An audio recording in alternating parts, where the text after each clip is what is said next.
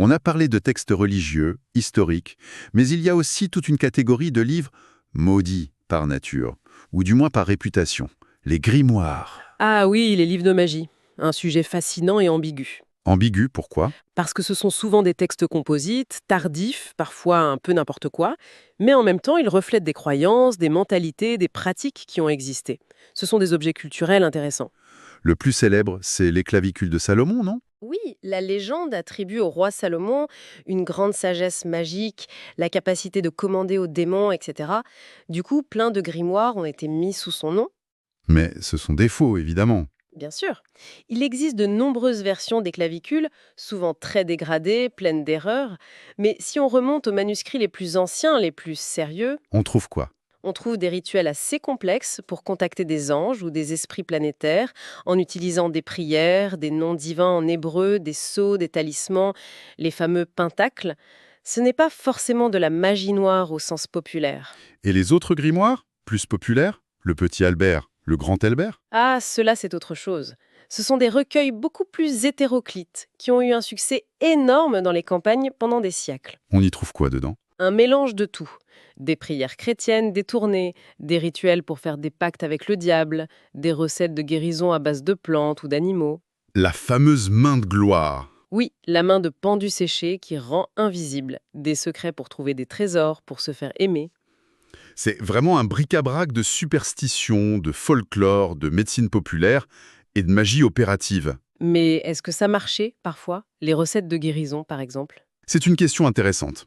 Certains historiens pensent que oui, dans le contexte culturel de l'époque. La maladie était vue différemment, comme un déséquilibre, une intrusion. Les remèdes du petit Albert ou ceux de Paracels avec sa théorie des signatures. La théorie des signatures? L'idée que la forme d'une plante indique son usage médicinal. La noix pour le cerveau, par exemple.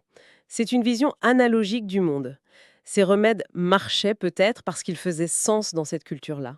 Un peu comme l'amour courtois qui façonnait les sentiments amoureux, selon Denis de Rougemont. Exactement. La maladie, comme l'amour, est aussi un fait culturel. Et les sens jouaient un rôle important. Paracels insistait sur l'odorat pour diagnostiquer. Aujourd'hui, notre médecine scientifique est très efficace, mais dans notre contexte culturel, avec nos représentations du corps et de la maladie. Ça ouvre des perspectives intéressantes sur la médecine interculturelle, non. Voire sur des phénomènes comme la résistance aux antibiotiques. Est-ce que notre magie scientifique atteint ses limites? C'est une question profonde, oui, qui touche même à notre rapport à la mort. Les grimoires, malgré leur côté parfois grotesque, nous rappellent que d'autres visions du monde ont existé. On a parlé de textes anciens, mais il y a aussi des livres maudits ou mystérieux beaucoup plus récents, des histoires personnelles parfois. Oui, on entre dans des cas plus singuliers. Par exemple, le Discours des sorciers de Henri Boguet, un juge du début du XVIIe siècle. Un livre très important sur la chasse aux sorcières. Et qu'est-ce qu'il a de maudit ou pour? Il est devenu extrêmement rare. La légende dit que Boguet lui-même, pris de remords à la fin de sa vie, aurait essayé de racheter et détruire tous les exemplaires. Ah, intéressant. Un auteur qui renie son œuvre. Exactement. Un autre cas fascinant, c'est Berbiguier de Terre-Neuve-du-Thym. Berbiguier, jamais entendu parler. C'est l'auteur d'un livre incroyable publié en 1821, Les Farfadets, ou Tous les démons ne sont pas de l'autre monde. Les farfadets, des lutins? Oui, mais pour lui, c'était des démons, des êtres maléfiques qui le persécutaient jour et night. Son livre est une autobiographie hallucinante de sa lutte contre eux. Il se croyait persécuté par des lutins. Totalement. Il raconte comment tout a commencé, sa rencontre avec des sorcières à Avignon, ses hallucinations constantes, les voix, les apparitions. Il a consulté des médecins célèbres comme Pinel, qui l'ont évidemment considéré comme fou. Et il a écrit un livre là-dessus. Oui, un énorme livre en 3 volumes pour dénoncer ses persécuteurs invisibles et partager ses méthodes pour les combattre. Ses méthodes. Il utilisait des cœurs de bœuf piqués d'épingles, des bouteilles remplies de tabac, il pensait que les farfadets détestaient ça, des prières. Il était absolument convaincu de la réalité de son combat. Et le livre est devenu maudit. Il est devenu rarissime.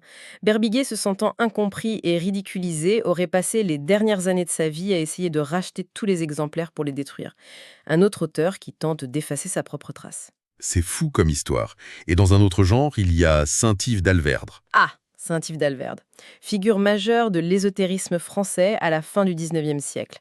Il est surtout connu pour son concept de synarchie. Mais il y a une histoire de livre détruit, c'est ça? Oui, son livre le plus mystérieux, Mission de l'Inde en Europe, Mission de l'Europe en Asie, écrit vers 1884. Et alors? Il est révélé l'existence de l'Agartha. L'Agartha, le royaume souterrain. Exactement. Le centre initiatique caché, situé quelque part sous l'Himalaya, d'où serait dirigée secrètement l'histoire du monde. Le livre contenait aussi des prophéties assez étonnantes sur les conflits mondiaux à venir, l'essor de l'Amérique et de la Chine, la fin du colonialisme. On a même dit qu'il annonçait le communisme en Chine. Et qu'est-il arrivé à ce livre? Peu après l'avoir fait imprimer, Saint-Yves aurait reçu un ordre supérieur, venu de l'Agartha justement, lui interdisant de le publier. Il aurait alors détruit la quasi-totalité du tirage. Tout? Presque. 1 ou 2 exemplaires auraient survécu par miracle. Ce qui en fait un livre mythique, quasi introuvable.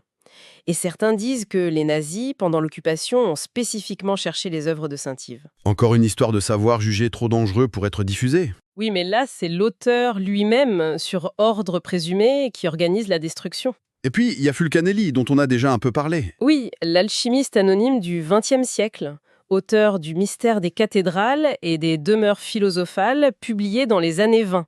Sa thèse, c'est que le secret de l'alchimie est caché dans l'architecture gothique. En gros, oui, que les cathédrales sont des livres de pierre qui révèlent les secrets du grand œuvre à qui c'est les livres. Mais le plus grand mystère, c'est l'identité de Fulcanelli lui-même. On ne sait toujours pas qui c'était. Non. Son disciple, Eugène Cancellier, a donné quelques indices. Un homme âgé, né peut-être vers 1839, qui aurait réussi la transmutation devant lui en 1922, avant de disparaître complètement. On a avancé des noms. Julien Champagne, l'illustrateur des livres. Pierre Dujols, un libraire érudit. Oui, ce sont des hypothèses, mais aucune preuve formelle. Et finalement, l'identité réelle est peut-être secondaire. Comment ça?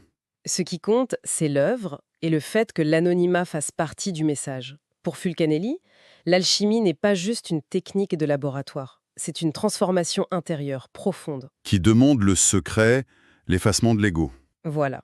En disparaissant, Fulcanelli incarne son enseignement. Le livre devient mystérieux parce que l'auteur a choisi le silence, le retrait. C'est une forme d'autodestruction symbolique, ou du moins de retrait volontaire du savoir hors du monde profane. C'est très différent de la destruction imposée au Qatar ou au Codex. Absolument. Chaque cas est unique. On a vu la destruction physique, pure et simple, bûcher, conquête. La censure organisée, comme l'index? La perte par négligence ou incompréhension, les langues perdues, les textes anciens mal compris. Le savoir rendu volontairement obscur, ésotérique, comme le Zohar. Le savoir jugé trop dangereux et donc écarté, comme le livre d'Enoch. Et enfin, le savoir retiré du monde par son détenteur même, comme Fulcanelli ou peut-être Berbiguier. C'est ça.